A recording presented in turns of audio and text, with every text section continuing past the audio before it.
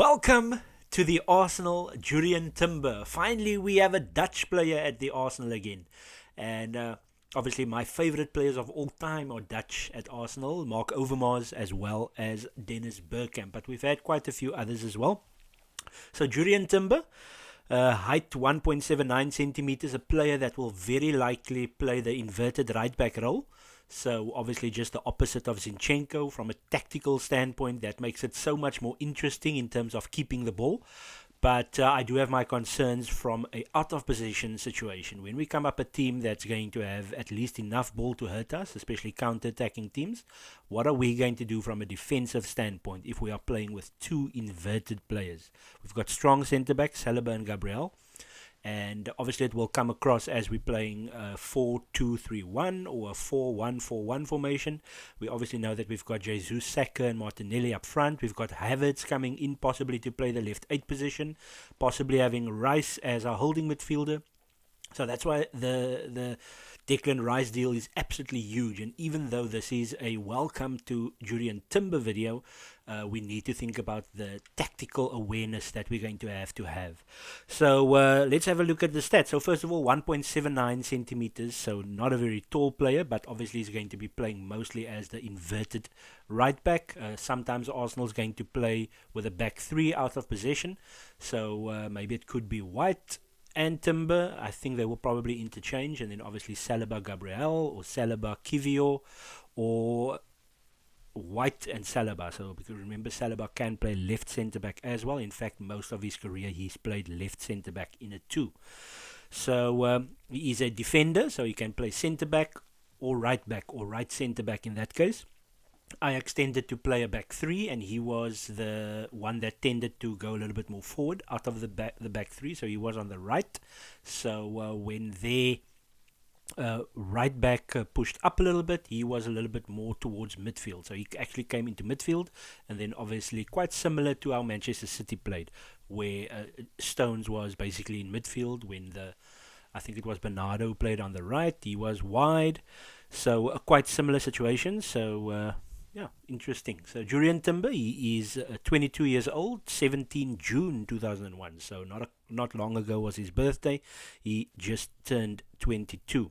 Obviously a Dutch nationality. So let's have a look at some of his stats. I've got his overall detailed stats here. We've got the Netherlands. So he obviously plays for the Netherlands, 1 appearances, and that was probably in the UEFA Nations League or qualifiers, because actually what happened was Netherlands did play in the Nations League semi-finals. They obviously lost that game and then played a third place playoff. He actually didn't play any of those 2 games, so that's quite interesting, but he played 1 qualifier across the 2023 calendar year. And then obviously let's have a look at his Ajax record. So 34 games in the league, 2 goals, 2 assists. He's not really a dirty player. 11 yellow cards in his entire career.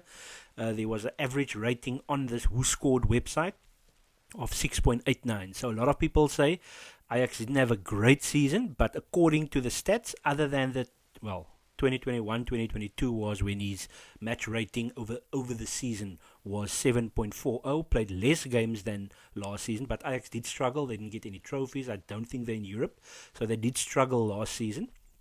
But it looks like under Ten Hag, he was at his best. He played just over 500 minutes less for Ten Hag than he did for whoever their manager was last season. So under Ten Hag he actually did really well, as an average rating of about 7 under Ten Hag, scored 3 goals under Ten Hag, 2 assists, but obviously he was more utilized as a right back or right centre back in a 3.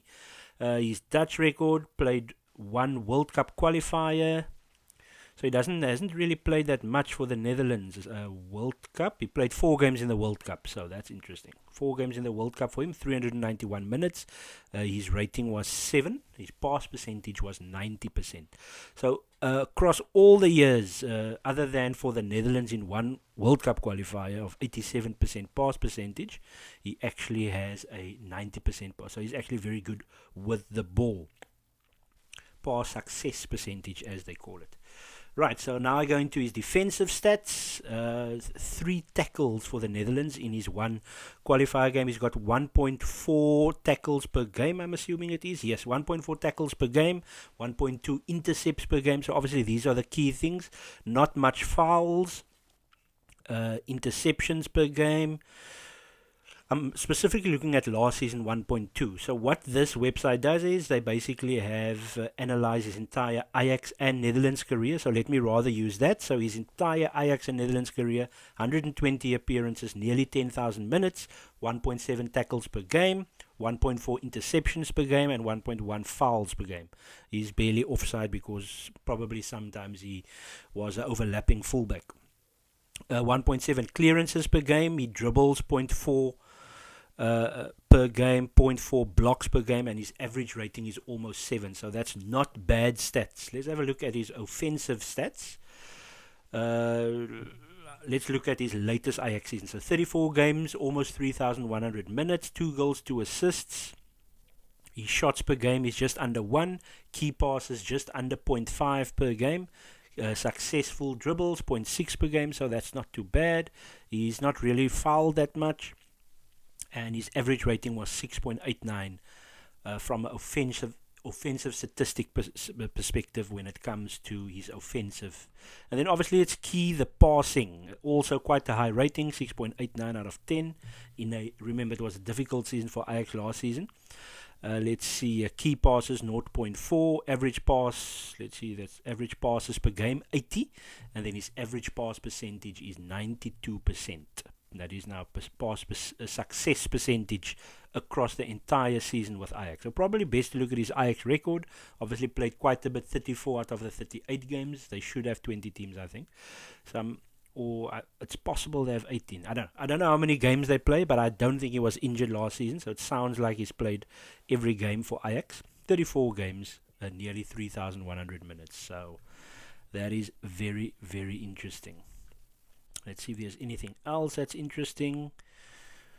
Nothing much. So basically, he's got an average rating of about 7.